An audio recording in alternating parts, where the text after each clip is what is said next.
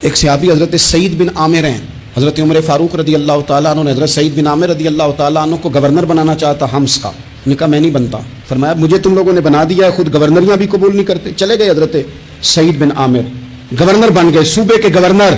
مال غنیمت میں سے کچھ زیادہ مال مدینہ شریف میں جمع ہوا تو حضرت عمر نے مختلف صوبوں سے غریبوں کی لسٹیں منگوائیں. حضرت سعید بن عامر کے صوبے کے کچھ خاص لوگوں کو آپ نے لکھا کہ تمہارے صوبے میں جو غریب ہیں ان کی لسٹیں بھیج دو. تو جب لسٹ آئی تو اس میں پہلا نام حضرت سعید بن عامر کا بھی تھا.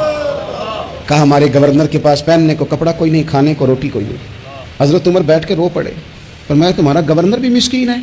اشرفیوں کی ایک تھیلی بھر کے حضرت عمر نے بھیجی. حضرت سعید بن عامر کے پاس جب گئی تو کہنے لگے انا للہ و انا الیہ راجعون. آپ کی اہلیہ کہنے لگی خیریت ہے، کہیں امیر المومنین حضرت عمر کا وصال تو نہیں ہو گیا؟ فرمانے لگے نہیں. تو فرمانے لگی کوئی آفت تو نہیں آ گئی؟ کہا نہیں. انا للہ کیوں پڑھا؟ بلی مانس دیکھنا میرے پاس دنیا آ گئی ہے، میں نے تو جان چھڑائی تھی اس سے، کہ میرے پیچھے بھاگتی ہے. حضرت سعید بن عامر نے سارا مال وہیں اللہ کے حضور خیرات کر دیا. حضرت عمر ایک دفعہ دورے پہ آئے ان کے صوبے میں تو سب لوگوں کو جامع مسجد میں بلایا، حضرت سعید بن عامر کو بھی بلایا. ابن الجوزی لکھتے ہیں کہ حضرت عمر نے فرمایا لوگوں تمہیں اپنے گورنر سے کوئی شکایت تو نہیں؟ تو لوگوں نے کہا 4 شکایتیں. ایک تو ہمارے گورنر صاحب جب شروع میں آئے تھے تو فجر کی نماز کے بعد ہی آ کے لوگوں کے بیچ بیٹھ جاتے تھے. اب اشراق چاشت کے وقت آتے ہیں، سورج پورا طلوع ہو جاتا ہے تو حضرت سعید بن عامر رضی اللہ عنہ آتے ہیں. اور دوسری شکایت یہ ہے کہ صرف دن میں ملتے ہیں، رات کو ملتے ہی نہیں. اور تیسری شکایت یہ ہے کہ ہفتے میں ایک پورا دن ہوتا ہے ملاقات ہی نہیں کرتے. اور چوتھی شکایت یہ ہے کہ کبھی کبھی بیٹھے بیٹھے رونے لگتے ہیں اور بے ہوش ہی ہو جاتے ہیں. آپ نے ایسا شخص گورنر بنا دیا جو دیوانہ ہے. حضرت عمر نے بلا لیا، قریب بیٹھے تھے، کہا دے سوالوں کے جواب. گردن جھکی ہوئی ہے. عرض کرنے لگے امیر المومنین میں نے تو پہلے ہی کہا تھا میں گورنری کے قابل نہیں، میرے والا کام نہیں. فرمایا اب تو منصب تمہارے پاس ہے، تمہیں جواب تو دینا ہے.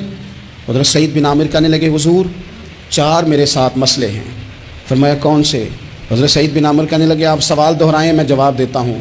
آپ نے فرمایا سعید لوگ کہتے ہیں پہلے تو سویرے آ جاتا تھا، اب تو اشراق چاشت کے وقت آتا ہے. گردن جھکائی، سناٹا چھا گیا محفل پہ. تھوڑی دیر کے بعد سار اٹھایا تو داڑھی پہ آنسو گر رہے تھے.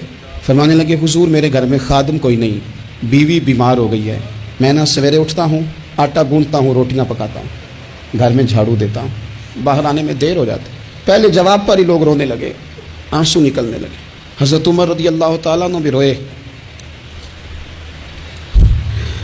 پھر فرمایا کہ سعید تو دن کو ملتا ہے تو رات کو کیوں نہیں ملتا؟ اپنی داڑھی پکڑ لی.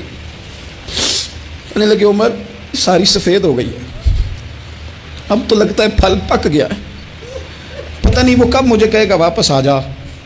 میں نے نا دن مخلوق کے لیے رکھا ہے، رات اپنے رب کے لیے رکھی ہوئی ہے، مجھے تکلیف نہ دی جائے.